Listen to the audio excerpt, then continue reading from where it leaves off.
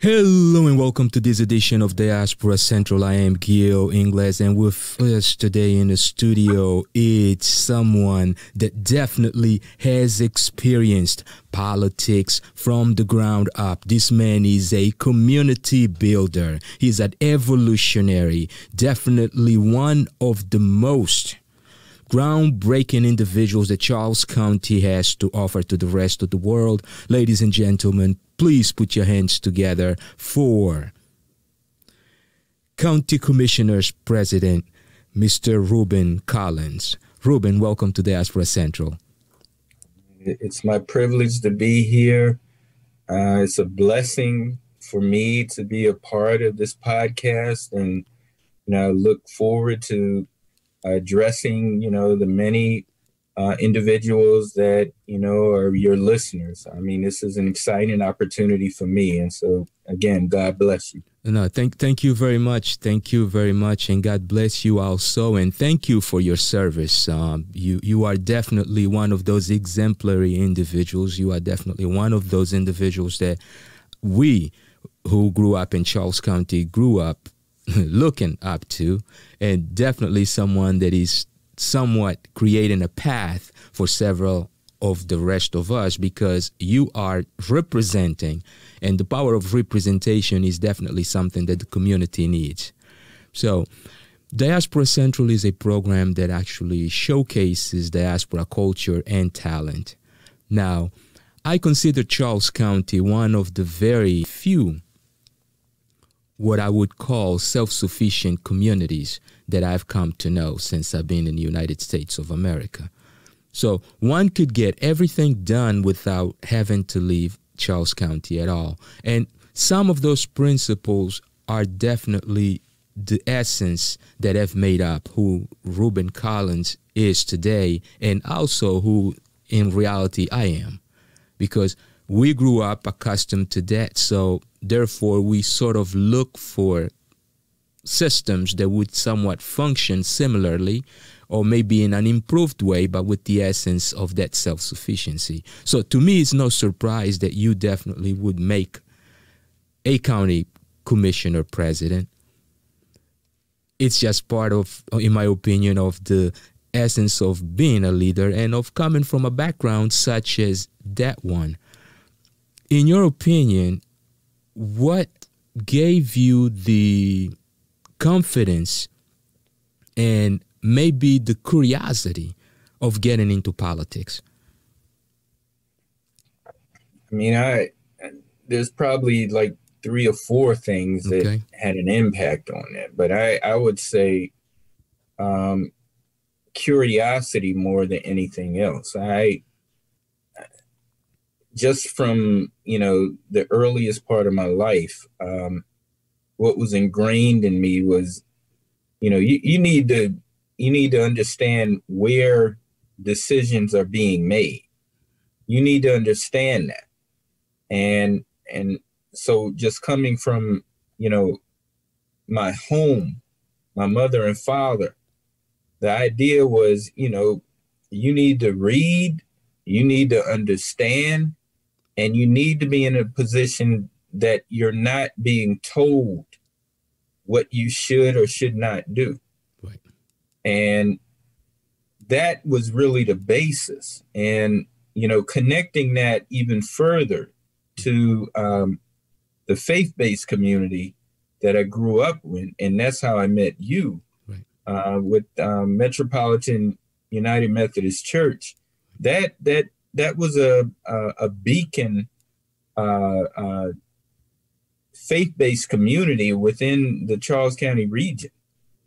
Just historically, a significant number of educators in that area came from that community. Many of them have passed now, because that period where they really made a difference and where it was really clear the impact that they had was in the 1940s through like the early 1960s. Right. And when you look at that history, you see all these educators, and many of them, they started, when segregation was still in place. That's the way my father started. And a lot of the parishioners at that church came from that tradition. And that whole community, that village, that is what, really had an impact on, the way my thinking was. In other words, you got to do for self. You got to educate yourself. You got to be prepared, to ask questions. But you can't ask questions if you don't know how to fully appreciate the scope of any particular issue, Right. And so those are the kind of lessons that I learned, and certainly through, that faith-based community that had an impact on me. Right.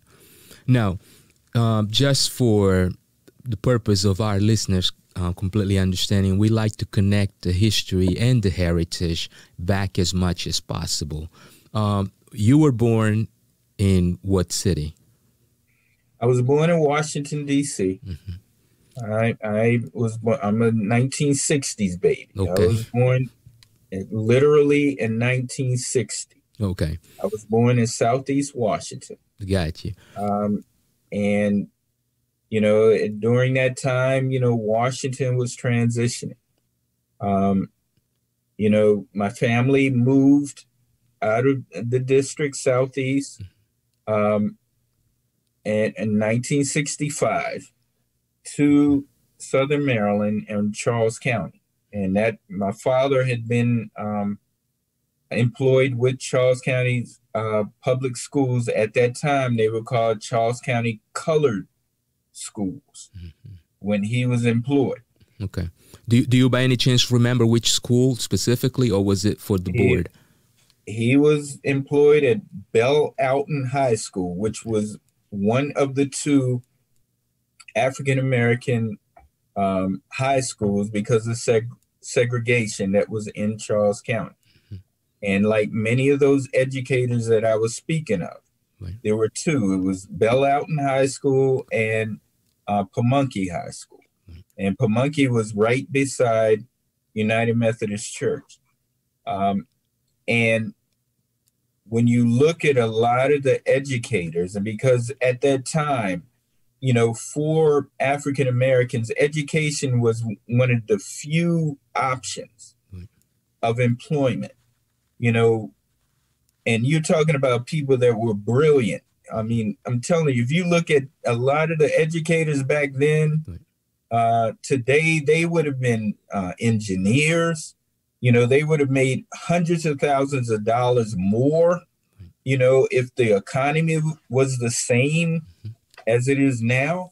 But that was one of the things then, education was one of the few options, right. For people of color, during that period. And that's why you had some of our greatest and brightest that were educators, right. Got you. So which school did you attend? Let's go from elementary to middle school and then to high school. I started at J.C. Parks Elementary, which is, and at the time it was segregated then. Okay. When I was in the first grade, it desegregated when I was in the second grade. Okay. And the significance of J.C. Parks, again, J.C. Parks was also a member of the United Methodist Church that you and I both attended. Right. J.C. Parks was, an unbelievable educator. And if you Googled his name, you would see, how transformative he really was. Right. The school was named after him, and that was the first school that I went to in Charles County, and I went to Matthew Henson Middle School, which is again named after an African American leader. Right. In that same part of the county, less than 1,000 feet from the elementary school. Okay. you know. Okay. And then I graduated from Lackey High School, Okay. you know. Mm-hmm. So, you know, most of my life, you know, growing up was on the western side of the county. Right. Now, we're going to take our first break and kind of take a look at some images of Charles County, and we'll be right back. Want to get the COVID vaccine but having trouble getting there? Van Gogh can help. Call 301-609-7917, and our staff will help you find the best route. And we are back. If you have just joined us, you are now tuned into Diaspora Central, and my guest today is author and County Commissioner President, Mr. Reuben Collins.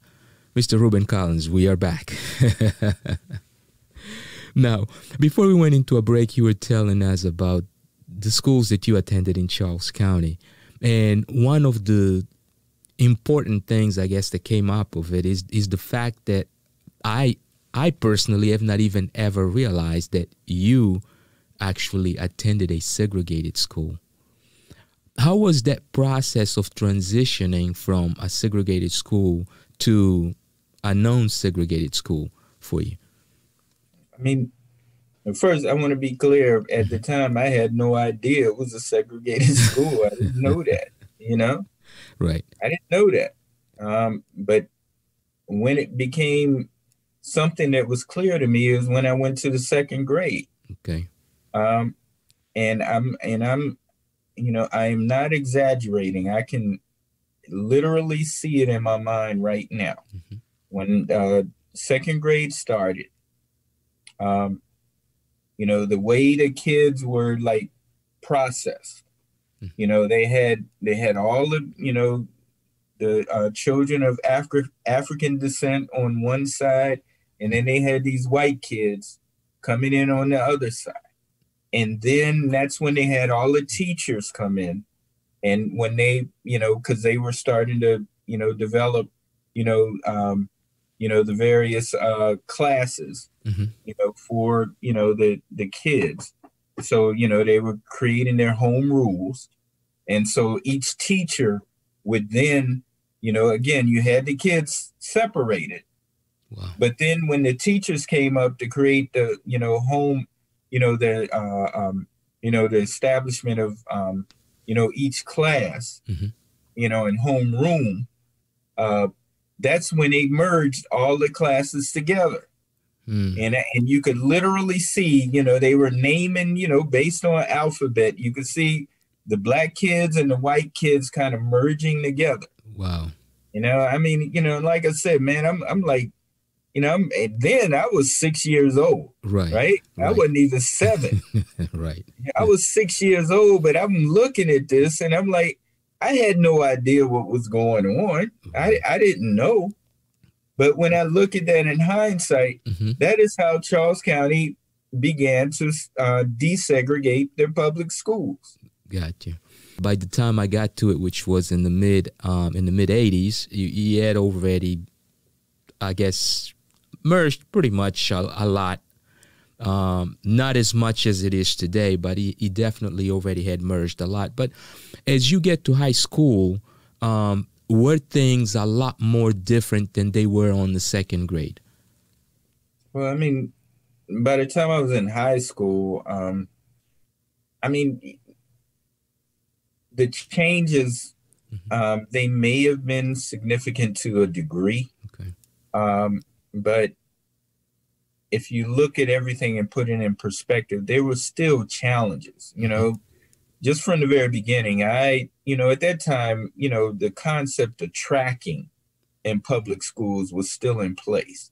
Okay. And the reality was, you know, even me coming in, you know, as a black student to Lackey High School, I was tracked, Okay. you know, and what changed that, and again, these are things you don't think about until you get older. Right. That, you know, because at the time I was actually upset with it. But I remember I was in the 9th grade, and at that time, my father, who was a public school teacher, like I told you, he was teaching driver's education. Okay. And I was in class in the 9th grade, and I remember, I never forget this, you know, him kind of walking in the halls, and he's seeing the class that I'm in, right? Okay.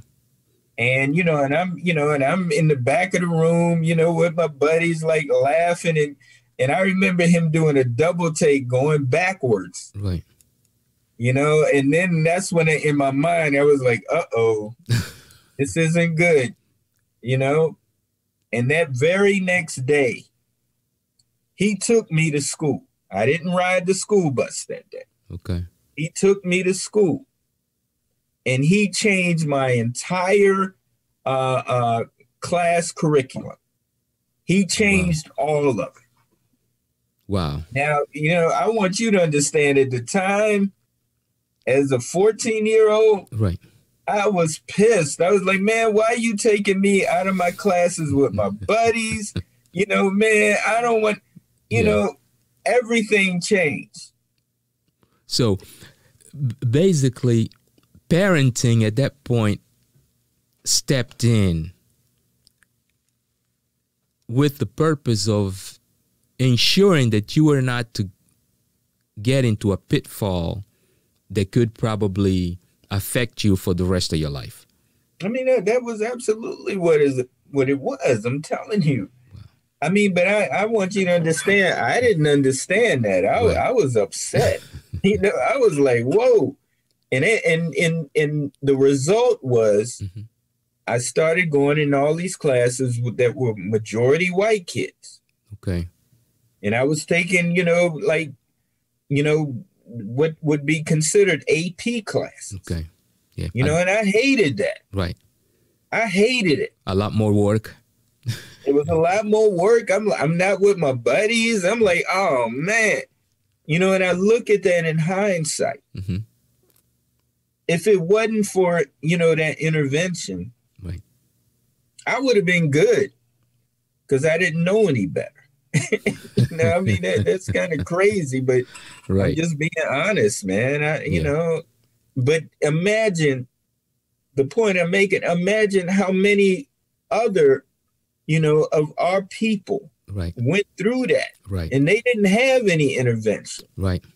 It's interesting. It's interesting that you mentioned that because I will share a story with you. I recall one person that in my schooling years was definitely the essence of keeping me in line. She didn't even have to speak. I mean, aside from my aunt, my mom, Adelia Cardozo, and of course my uncle, who to them education was just it, right?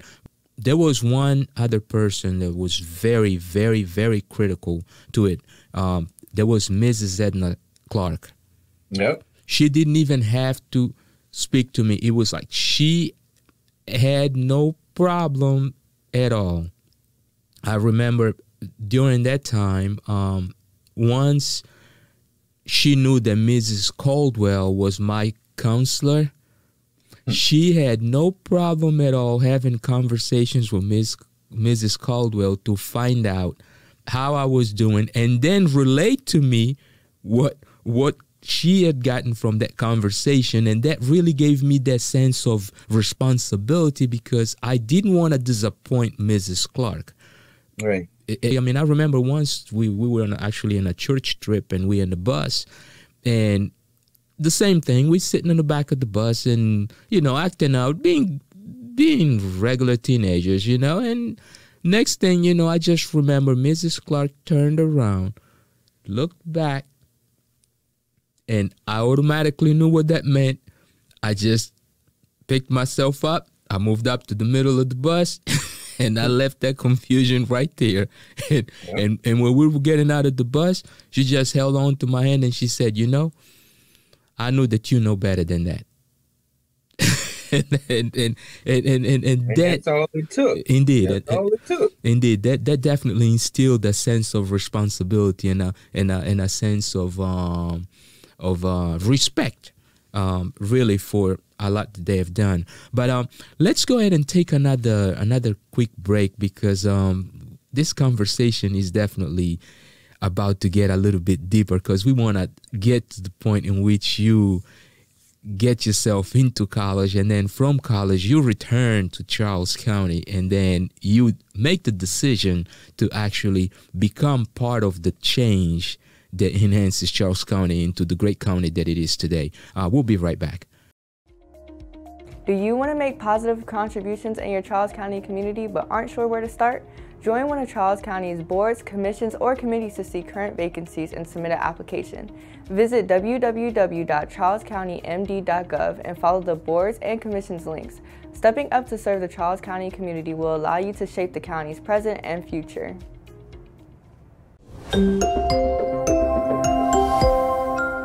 And we are back. If you have just tuned in, you are now joined to Diaspora Central with Gil Ingles, and my guest today is author, president of the county commissioners in Charles County, Mr. Reuben Collins.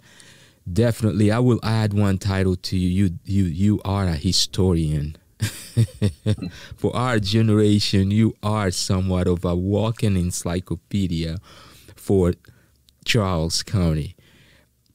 Mr. Reuben Collins, eventually you graduate from high school, which was Lackey High School, same high school that I attended also. Did you, by the way, did you play any sports in high school? Yeah, actually, I ran track. Okay. And I played football. My senior year. Yeah.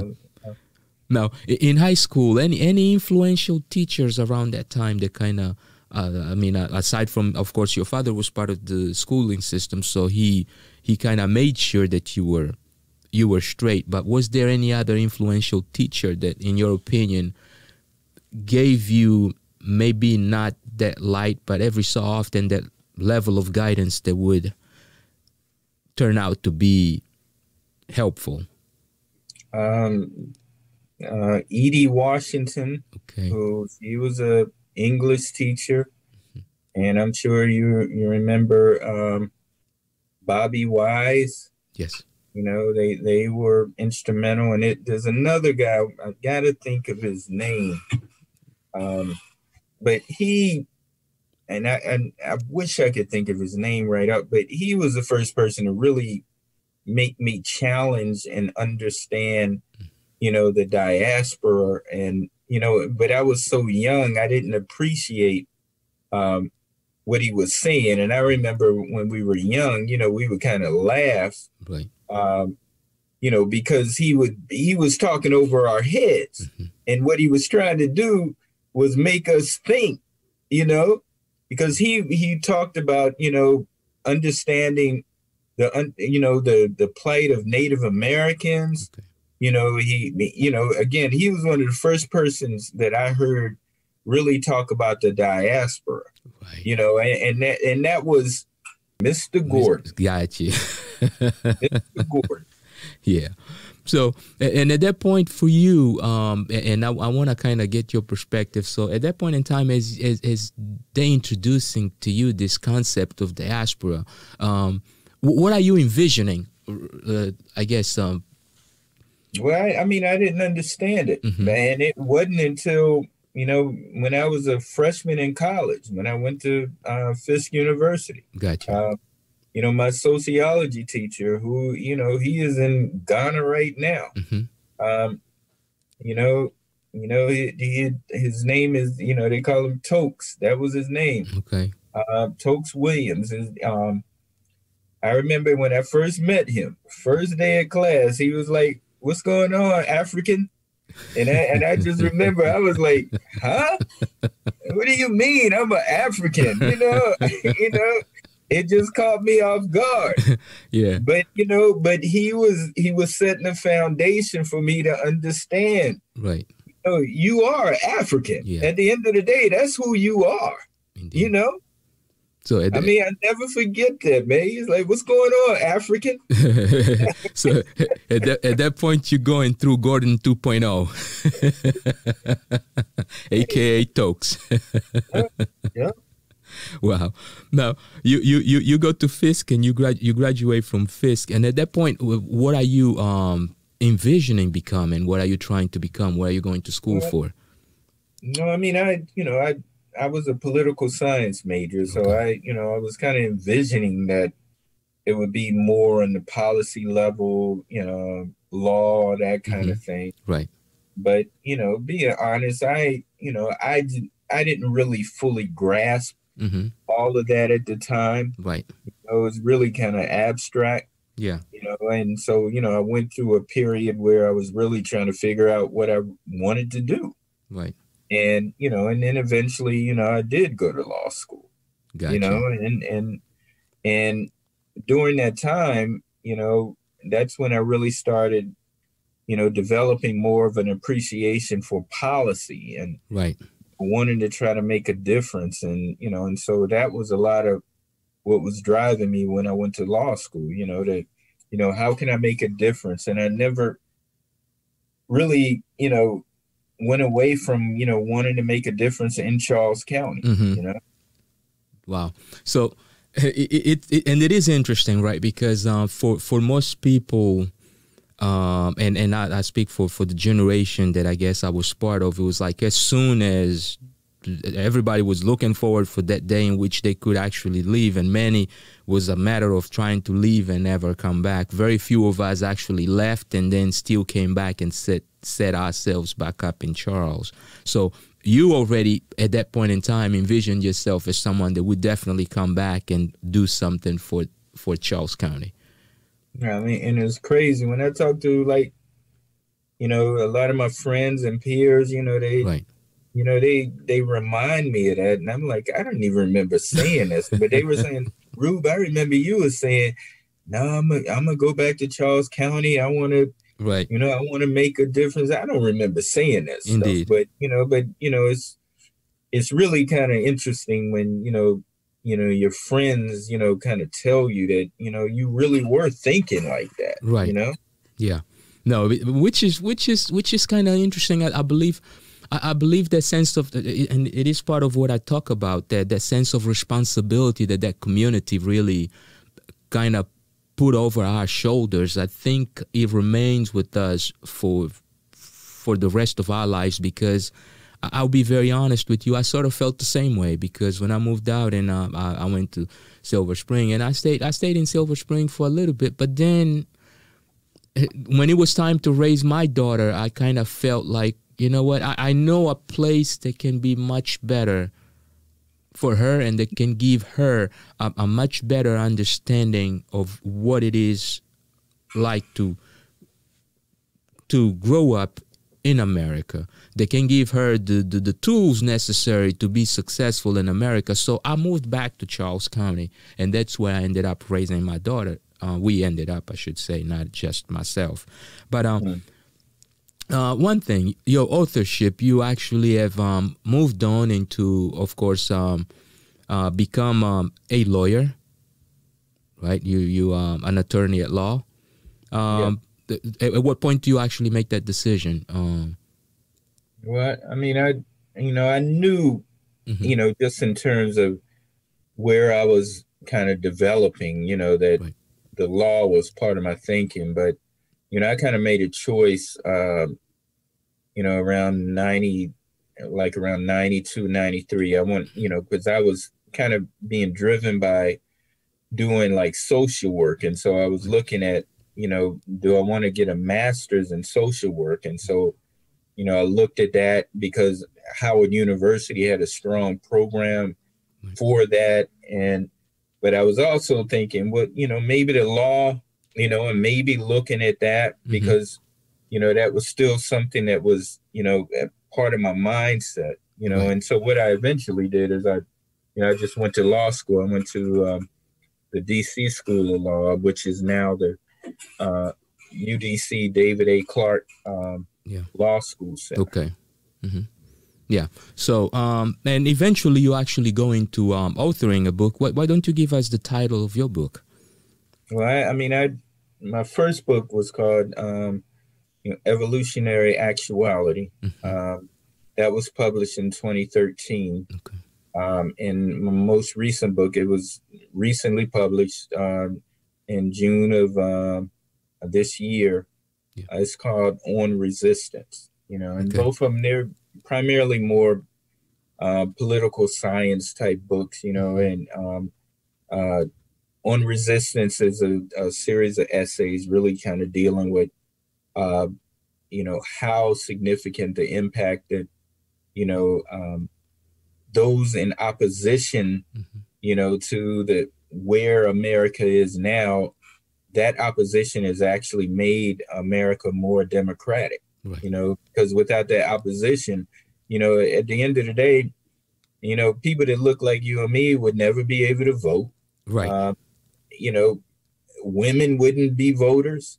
There would be a totally different perspective of what being an American citizen is. Right. But because of that opposition, Yeah.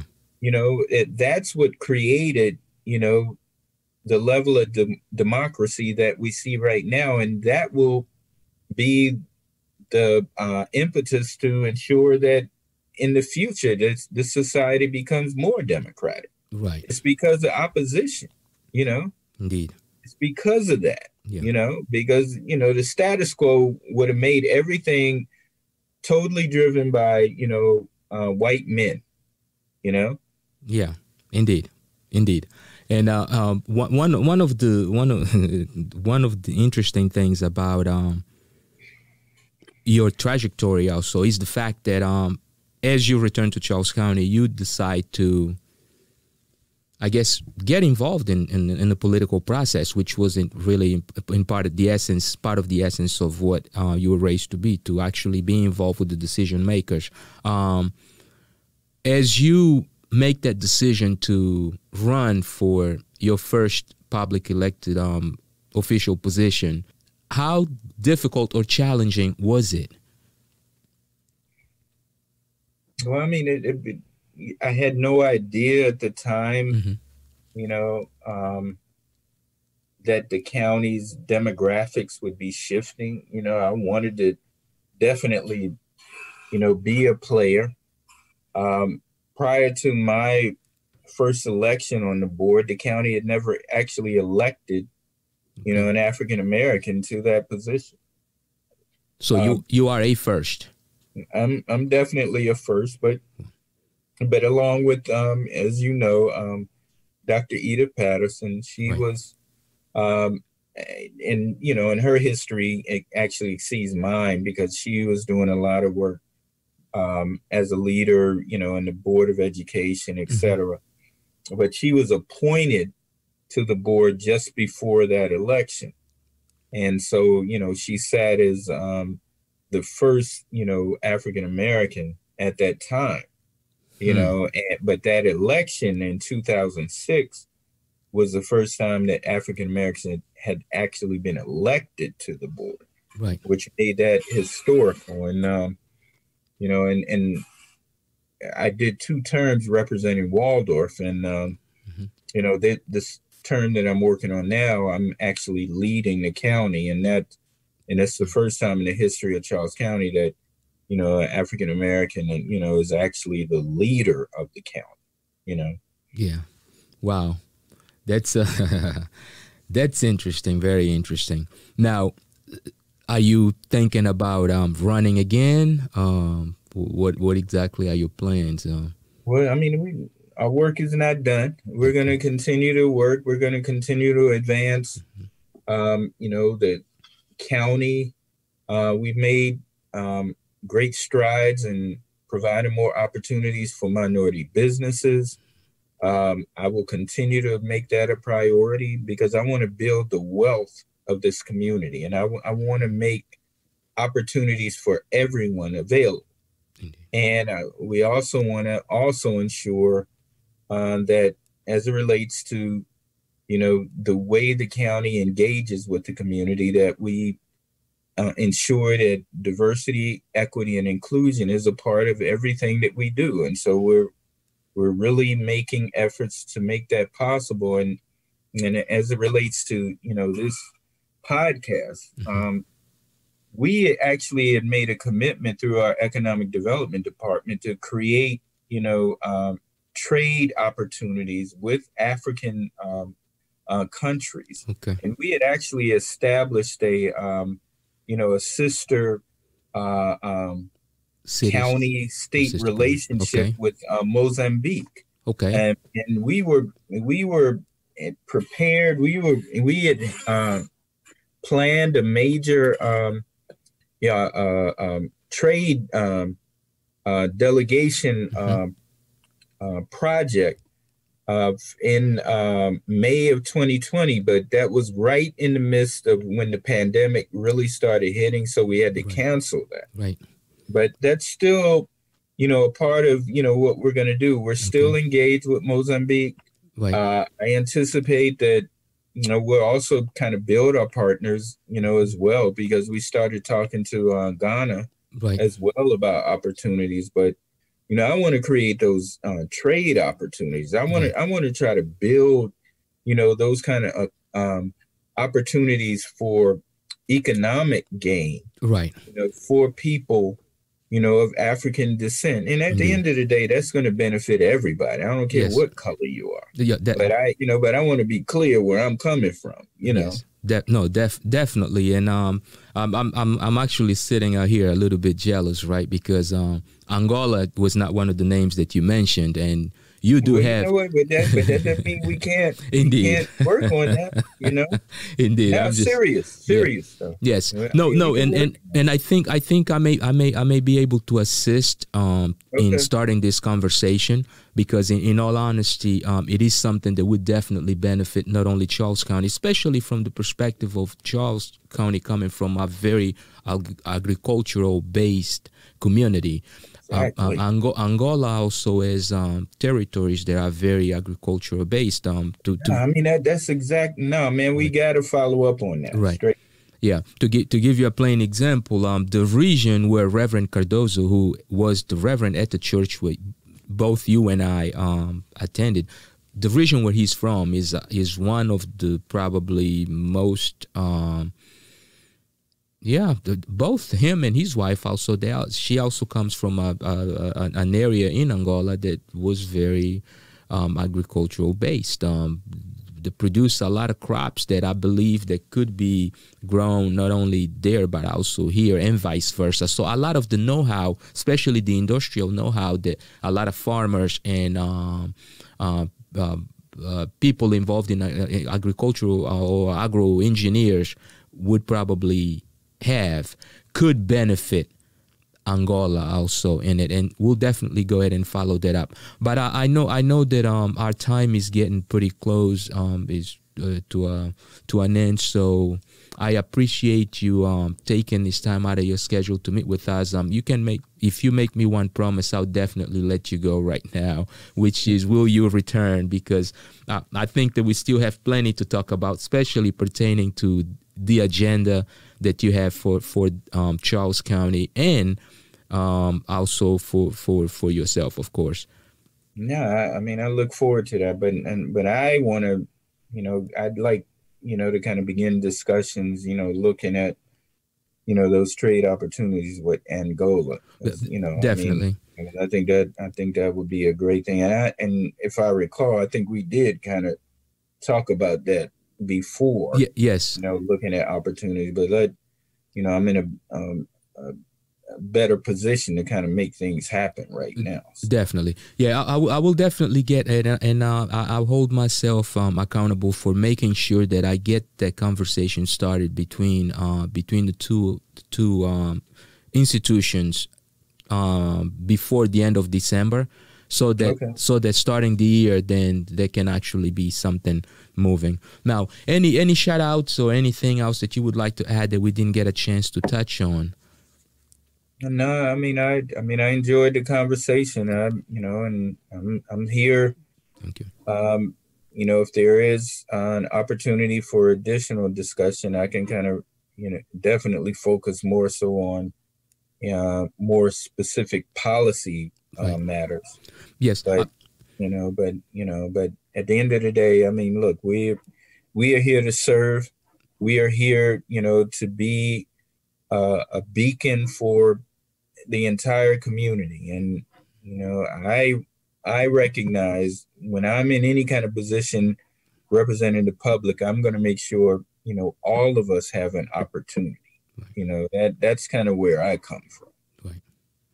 And we'll definitely appreciate you also giving us the opportunity of sharing your journey with us. And hopefully the next time we get together, we will focus primarily on the agenda that you have for the county and some of the initiatives that you actually have in place. Mr. Reuben Collins, we appreciate you stopping by.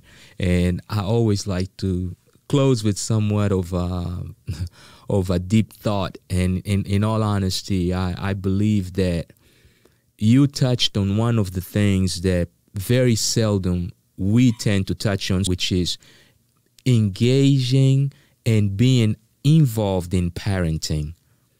The importance of that. And to all of those parents listening to, I want you to simply take one thing out of this podcast, which is the following. Appreciate the involvement and the engagement that you as a parent can have in your child's life, because that can definitely make the difference of how successful they can become in the future. Until next time, you take care of yourselves and each other. Peace. Thank you. Thank you, sir.